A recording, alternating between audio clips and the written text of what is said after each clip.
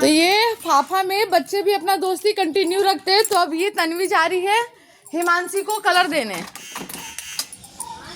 ए आजा।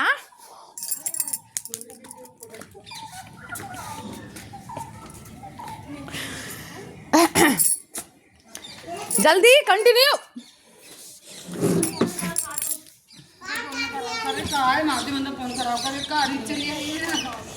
खोल मानसी खोल, तेरे लिए गिफ्ट लाई है, जल्दी खोल। तो ये तन्वी गिफ्ट दे रही है मानसी को। मानसी कैसा लगा बोल।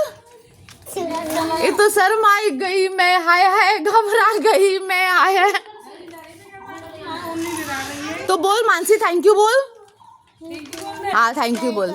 हाँ वेलकम। ठीक है तन्वी चल जाए स्कूल, अच्छे से पेपर लिखना। और हम जा रहे हैं अपना कुछ प्राइवेट काम करवाने।